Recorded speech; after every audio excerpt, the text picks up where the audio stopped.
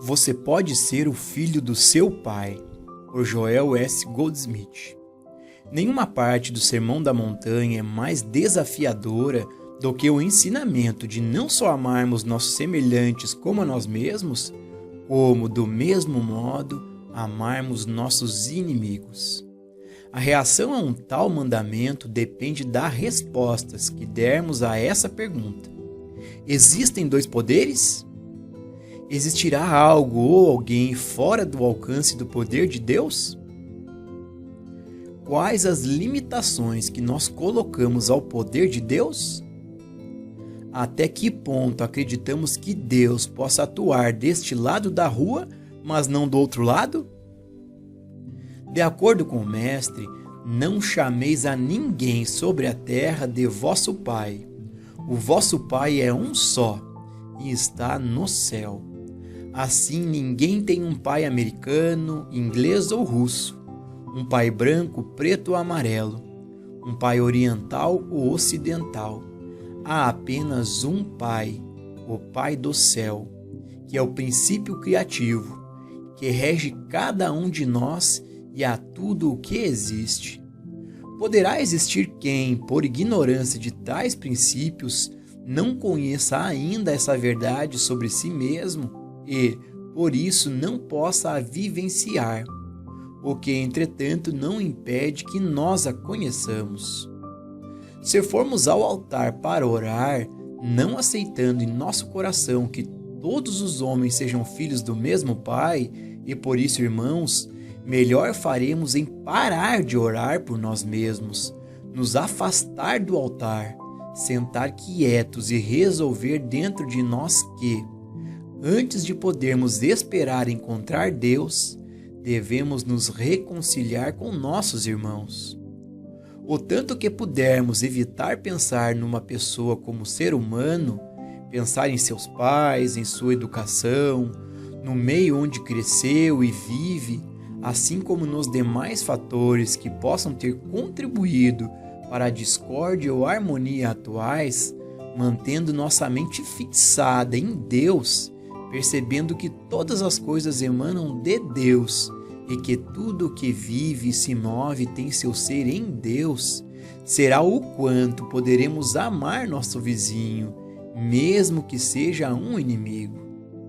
Quero alertar que não há só pecadores com culpas tão grandes quanto as nossas, mas que há pecadores muito piores do que nós, neste momento, alguns dos quais parecem estar muito além da possibilidade de regeneração e muito menos de redenção espiritual.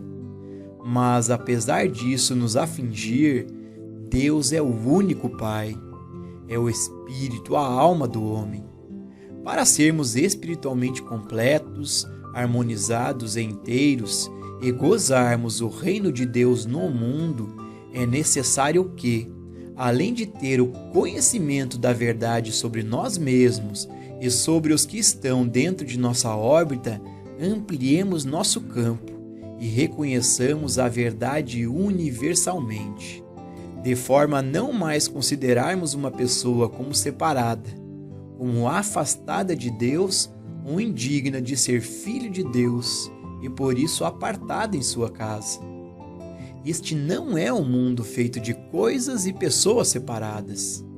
Em vez disso, parece mais com os dedos, que saem da palma da mão, aparentemente separados, mas partes integrantes da mão. Qualquer coisa que ocorra na palma, flui para os dedos, ou se parece então com as ilhas do Havaí. Vistas de cima, parecem ser 6 ou 7 ilhas separadas e distantes uma das outras. Se, porém, nos aprofundar o suficiente nas águas, veremos que as ilhas do Havaí constituem, na realidade, uma peça única na Terra. Uma única ilha com 6 ou 7 projeções para o alto, unidas por sua base. E é isso que podemos ver além da superfície. Ao olharmos dentro do coração de toda a humanidade, e não há dúvida de que perceberemos que estamos todos unidos no solo comum de Deus. Há um terreno que nos é comum, e tal terreno é Deus. Cada um de nós é simplesmente uma projeção, uma individualização desse uno. E quando penetramos a casca da vida exterior, logo descobrimos que não estamos sós, mas estamos em contato com a fonte da infinitude. Somos um com Ele. Ele que se manifesta como nossa experiência individual. Se procurarmos por Deus honestamente, como um modo de vida e não apenas como um meio para um fim almejado, não só descobriremos que somos um com o Pai, mas também que não há homem, mulher ou criança no mundo que não seja um com Deus e que não tenha um centro espiritual. Não faz diferença o quanto tenha de vilania ou o quanto possa aparentar um diabo. Em qualquer pessoa há uma centelha espiritual, o terreno comum da união com Deus. É fácil reconhecer essa verdade acerca de nós mesmos. É agradável e satisfatório pensar isso de nossos amigos e parentes, mas é muito mais importante para o nosso crescimento espiritual sermos capazes de ir além, olhando apenas para a verdadeira identidade daqueles que amamos e admiramos e perceber que tudo isso também é verdade para aquele de que menos gostamos. Independentemente de sua origem e condição de vida, Deus é o princípio criativo em cada homem. E tudo o que o Pai tem e é, aquele também é. Deus constitui o ser individual. E quando estamos em presença daqueles que isso compreendem, estamos em paz e podemos viver e trabalhar nessa atmosfera de júbilo. Quando liberamos todos incondicionalmente das obrigações humanas e os mantemos unidos apenas por uma relação de amor, todos sentem sua liberdade. E tal liberdade traz uma grande alegria, por não ser esperada ou não ter sido solicitada, tida como uma obrigação. Até que alguém tenha tido uma tal experiência, não pode saber quão grande é o amor entre as pessoas que saboreiam a Deus, e nem compreenderá quão livre seja tal relação. No nível humano, o amor à família é, para a grande maioria, não um amor verdadeiro, mas sim um alto amor, um desejo de posse. Somente quando o Espírito de Deus toca alguém, pode esse alguém sentir o amor espiritual. Este amor espiritual que não é limitado à família, mas se estende a todos os semelhantes e inimigos, próximos ou distantes. Geralmente o amor humano é completamente pessoal e egoísta, aplicando tempo, dinheiro e esforços para si mesmo, raramente para os outros. Contudo, quando o Espírito de Deus toca alguém, o amor universal brota nele, um amor sem objeto, a menos que consideramos o mundo todo como objeto. Surpreendentemente, este amor universal aprofunda e reforça o amor que a pessoa sente pela sua família próxima. É um amor tão completo que cada membro da família tem o sentimento de, embora distinto, pertencer ao conjunto por ser um com Deus. Poderá a família humana viver deste modo? Muito, muito raramente. Vivem os humanos a temer o outro ou pelo outro, com saudades ou desejo de ver ou estar junto com o outro. Isto não se passa com o amor espiritual, no qual, todavia, há sempre a felicidade de estar em comunhão. Só há um princípio de vida, tanto para a nossa família como para todos os demais, e, embora sabendo que Deus é a alma de todos os seres, não significa que Deus seja o antepassado dos mortais. Significa que todos os mortais, sejam bons ou maus, podem eventualmente morrer para a crença na mortalidade e despertar para o conhecimento da sua verdadeira identidade. O conhecimento da verdade não implica em saber a verdade sobre o ser humano ou sobre qualquer condição mortal. Não existe tal verdade. Conhecer a verdade significa conhecer a verdade sobre Deus e sua criação. E tal conhecimento desperta o homem e o eleva acima de sua mortalidade. Todos têm uma alma, não uma alma separada, mas a mesma alma. E Deus é essa alma. Podemos compará-la a um botão de rosa completamente fechado, tão fechado e pequeno a ponto de ser imperceptível para o ser humano. Essa alma não é o corpo, é a consciência. E quanto mais puder ser tocada pela verdade, mais se abrirá. Como quando a luz do sol envolve o botão de rosa e o faz abrir. Só quando aprendemos a viver mais e mais pelo Espírito é que vemos e por vezes tocamos este centro que é a alma do homem. Quando olhamos para uma pessoa como uma entidade física, não vemos a pessoa real, vemos apenas o seu corpo. Para podermos ver corretamente uma pessoa, temos de desenvolver o hábito de olhar para dentro de seus olhos e então sermos capazes de penetrar as profundezas que jazem atrás do seu olhar. Mais veremos essa pessoa em sua verdadeira identidade. Observaremos a realidade do seu ser e perceberemos que os nomes são apenas máscaras do personagem Deus consciente, consciência divina, que produziu por si tal forma. Atrás da máscara chamada Guilherme, João ou José, só há um nome: Deus. Quando tivermos obtido sabedoria suficiente para saber que nossa alma é uma e única com todos os demais, se estabelecerá uma relação de harmonia, de paz e de graça.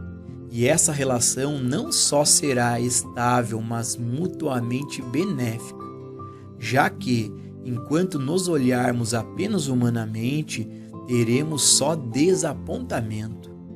Só a descoberta de que Deus é a alma do homem e de que a alma do homem é a fonte do seu bem pode libertar da escravidão do modo material de vida e, ao mesmo tempo, fazer obter o que é necessário à vida material. Então, sempre que conversamos com o açougueiro ou com o padeiro, fazemos negócios com o corretor ou com o banqueiro, ao entrarmos em nossa casa ou na igreja, ou ao cuidar de nossas tarefas, estaremos vendo o homem Cristo, uma pessoa sem qualidades humanas, uma pessoa que, conforme já é do nosso conhecimento íntimo, tem a alma de Deus, a mente e o Espírito de Deus. Quando chega até mim alguém pedindo socorro, eu não ligo para a sua identidade humana. Reconheço, obviamente, de que se trata de uma pessoa, mas a pessoa que eu vejo não tem qualidades em si mesma. É uma pessoa que tem qualidades divinas, estejam ou não atualmente manifestas. No meu trabalho dentro de instituições penais, aprendi a nunca olhar para um homem como um encarcerado por furto, assassinato ou outro tipo de criminalidade. Para mim não haviam presos culpados de crime. Havia homens, e eu não procurava indagar seu passado, mais do que o passado dos estudantes que vinham até mim. Sabia o que eram de fato tais homens, assim como sabia, por vezes até melhor que eles próprios, o que eram meus estudantes, que ainda estavam imersos em sua identidade humana, achavam que eram compostos parcialmente de bem e de mal, e em parte de qualidades indiferentes. Mas eles não são nada disso. São pessoas que tiveram mentes formadas, pessoas moldadas por experiências pré-natais, pelo meio dos primeiros anos de vida doméstica, pela infância, pela vida escolar e, mais tarde, pelas experiências pessoais mundo afora. Todas essas experiências não formaram uma pessoa, mas uma caricatura. Seria como acreditar que Laurence Olivier fosse Hamlet, quando apenas se identificou com o personagem, vestindo suas roupas e maquilando o rosto. Com todos esses artifícios, continua sendo Laurence Olivier, mas um espectador muito jovem que tenha ido ao teatro pela primeira vez poderá acreditar que esse homem vestido de Hamlet seja de fato Hamlet. Contudo, um adulto saberá que ao cair o pano, toda a maquilagem será removida e voltará a aparecer Laurence Olivier. E assim é também conosco. Todos temos características humanas, algumas boas, algumas más, outras indiferentes, algumas que admiramos nos outros e outras de que não gostamos. Mas isso não é de fato você ou eu. É a máscara que construímos para nós desde que nascemos. É a representação de nós mesmos para o mundo. É o papel que interpretamos, por uma ou outra razão. Mas se pudermos deixar isso de lado, se houver algo como um fechar de cortina e pudermos ir para o nosso camarim e remover a maquilagem, veremos a nós mesmos como portadores apenas das qualidades divinas, sem qualidades só nossas, nem boas que nos façam esperar o apreço, nem más que possam ser condenáveis. Como seres humanos, não somos espirituais nem perfeitos, a despeito de que possamos ter aprendido na metafísica. Como seres humanos, não somos nenhuma dessas coisas. Somos pessoas. Você e eu somos pessoas. Mas por trás da máscara há Deus, que constitui a pessoa que somos. Tomemos cuidado para não atribuir a ninguém qualidades boas. Ninguém é espiritual, ninguém é perfeito e ninguém é bom. Somos pessoas, homem, mulher, criança, mas o que somos de fato é tudo o que Deus é. Assim, em vez de usarmos as palavras ele, ela ou tu, retornaremos à palavra Deus e vejamos o que Deus é. E descobramos o que a pessoa é. Deus, o invisível, mostrando-se externamente como Deus visível, Deus o Pai e Deus o Filho. Toda pessoa veste a máscara ocultando sua verdadeira identidade.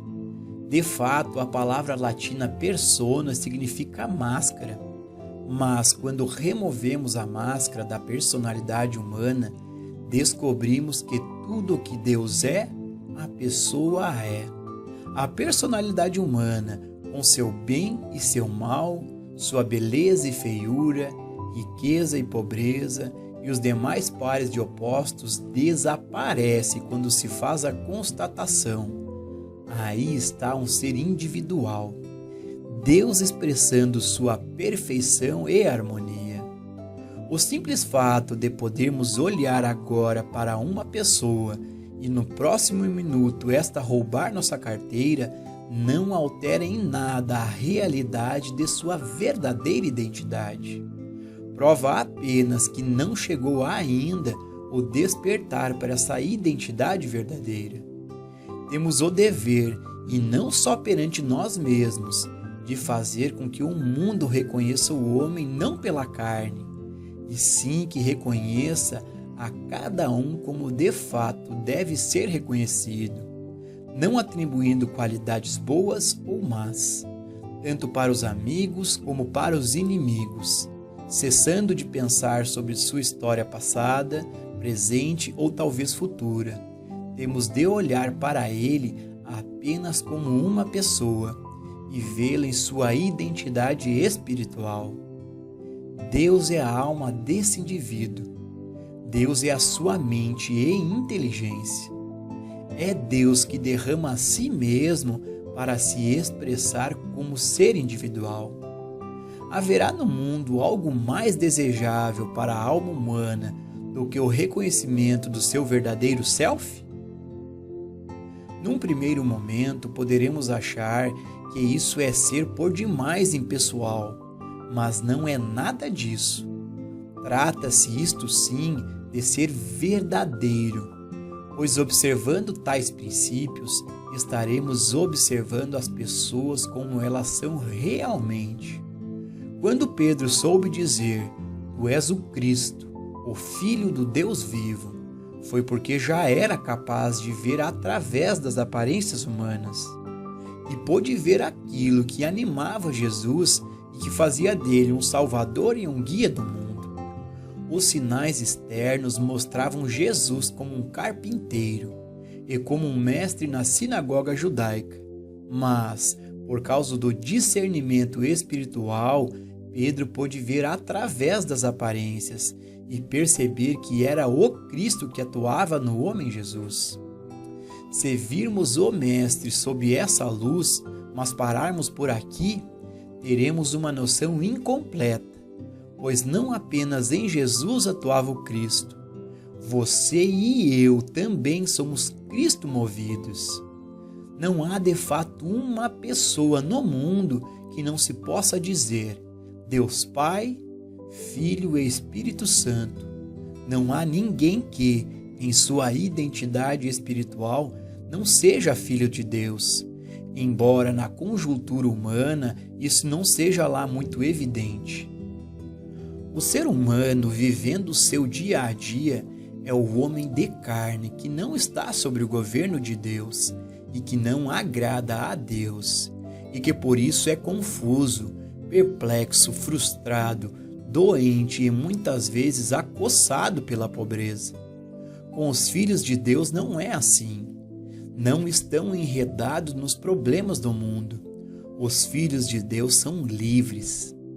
Os filhos de Deus renunciaram a todo julgamento sobre bem e mal e estão convencidos em seu coração da verdade sobre as aparências. Não é nem bom nem mal, é só uma pessoa. Não é nem boa nem má, é só uma flor. É só uma pintura ou um tapete. Não é nem bom nem mal, porque só Deus é bom. E o mal não passa de uma ilusão deste mundo. Quando qualquer um de nós for capaz disso, terá feito a transição entre ser um homem da terra e ser um filho de Deus. Sem dúvida, há homens e mulheres que não são do nosso agrado. E, contudo, em algum momento da transição ou conversão, o seu passado é varrido para longe e, de repente, tornam-se pessoas novas. Seu aspecto é o mesmo, tem os mesmos olhos, os mesmos traços, as mesmas pernas e o mesmo corpo, e muitas vezes nem reparamos que lhes tenha ocorrido algo diferente, já que a mudança é interior, é uma transformação de consciência. A transformação ocorre sem que a pessoa seja transportada para algum tipo de mundo etérico ou transformada em corpo etérico, mas por meio de uma mudança de consciência que leva à reflexão. Eu sou uma pessoa e, em vez que Deus é o princípio criador do meu ser, tudo o que Deus é, eu sou. Tudo o que o Pai tem é meu. Ser transformado de homem da terra em homem de Cristo não é coisa do outro mundo. Este é o universo de Deus. O jardim do Éden é aqui e agora. Nunca haverá lugar melhor do que este mundo real, onde podemos repensar nossos juízos, nossos louvores e condenações de bem e mal. Este é o mundo sonhado por todos os visionários, mas ninguém pode atingir o estado edêmico enquanto estiver hipnotizado pela ideia de bem e de mal. Isso só pode acontecer como fruição do fato de abandonar não só os julgamentos e condenações, mas também todo elogio.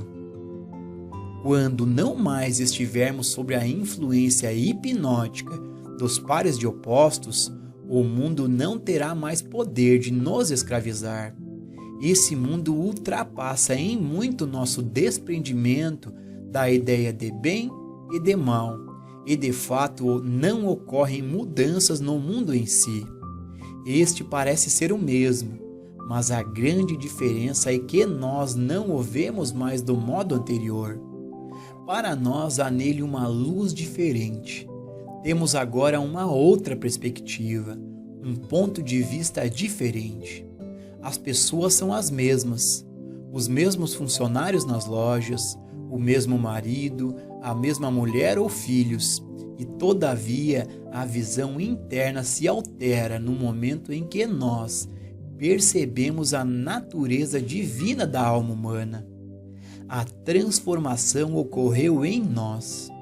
Quando vemos que nada representam as aparências mutáveis que o hipnotismo do mundo nos oferece, não mais lutamos contra elas, mas compreendemos que nenhum hipnotizador jamais criou nada, a não ser imagens, e que o mesmerismo mundial jamais criou homens, mulheres, crianças, pecado ou doença, mas apenas um quadro ilusório a que foram dados aqueles nomes. Quando removemos de nós mesmos e de qualquer indivíduo a hipnose do mundo ou a crença em dois poderes, estamos livres. E neste dia teremos um novo nome escrito na fronte. 5 letras que formam 2 palavras. Eu sou. E esta é a verdade. Eu sou. Não eu era ou eu serei. Eu sou, neste exato momento. E quando percebemos a nós mesmos como eu sou, esse fato torna-se um estado de continuidade, um estado eterno, atemporal, e a ilusão desaparece. Quanto desse princípio é aplicado em nossos relacionamentos humanos, e mais especificamente, quanto dele pode ser aplicado às pessoas que pouco manifestam sua filiação divina? Para verificarmos isso tudo, tomemos a pessoa mais problemática de nossa vida, aquela de quem gostaríamos, acima de tudo, de nos livrar, de melhorá-la, de mudá-la, de corrigi-la ou reformá-la, a pessoa que trocaríamos com prazer por um níquel falso. Vejamos onde está tal pessoa. Em primeiro lugar, como sabemos, a não ser por nossa mente, de que se trata da pessoa que julgamos ser? A pessoa em questão é real ou aquilo que temos em nossa mente representa nosso conceito sobre ela, isto é, nossa opinião sobre ela?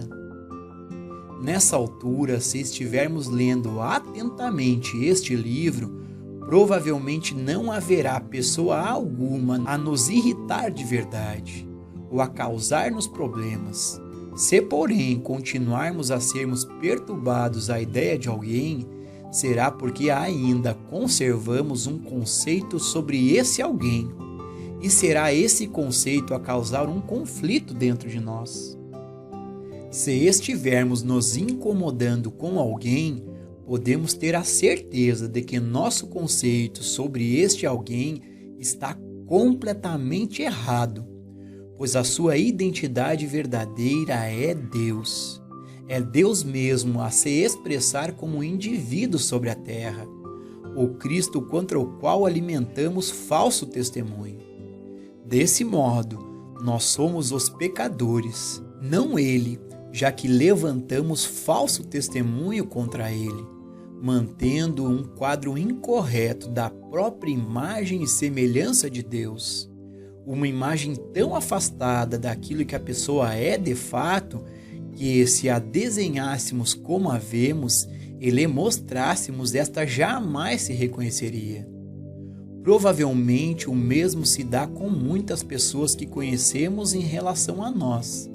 Se pudessem escrever aquilo que pensam de nós, não reconheceríamos isso à nossa descrição.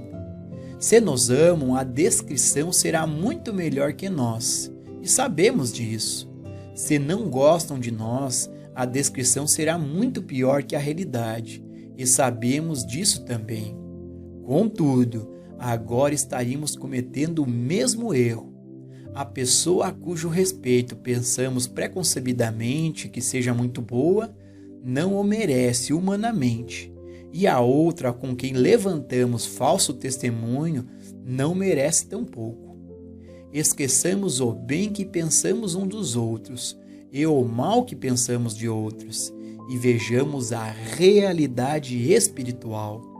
Podemos fazer isso focalizando uma pessoa que nos pareça a mais censurável. A primeira coisa que descobriremos será o erro que cometemos quanto ao parentesco, pois Deus é seu Pai. Qualquer herança que tenha é de Deus. As qualidades inerentes de qualquer pessoa são as qualidades de Deus, concebidas à sua imagem e semelhança, o que inclui vida, amor, verdade, justiça, compaixão, integridade, generosidade e benevolência. As próprias qualidades de Deus são o seu presente para os seus filhos. Deus constitui o ser individual. Portanto, a graça de Deus está nessa pessoa. Deus a permeia com suas próprias qualidades. Ela vive, se move e tem o seu ser na casa como um membro da família de Deus. Essa é a verdadeira individualidade, o verdadeiro ser. Essa verdade sobre a criação divina destrói qualquer conceito humano que ainda possamos manter a respeito de quem quer que seja. E, ao sabermos a verdade, o falso conceito mental erigido em nosso pensamento se vai de nós, é dissolvido.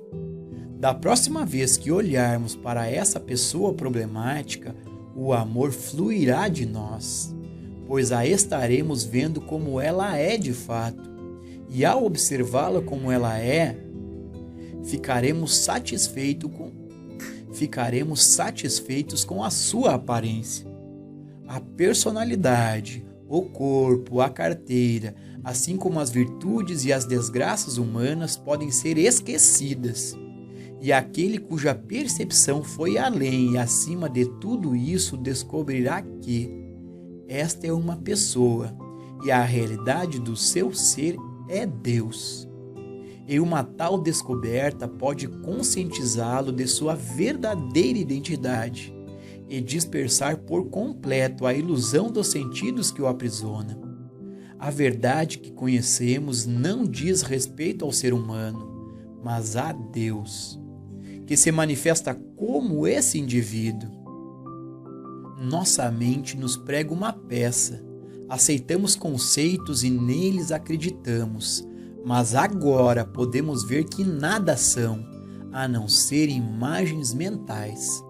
O quadro que temos em nossa mente nunca foi essa pessoa, sempre foi um conceito mental que construímos, e assim desfazemos o conceito que nós mesmos criamos.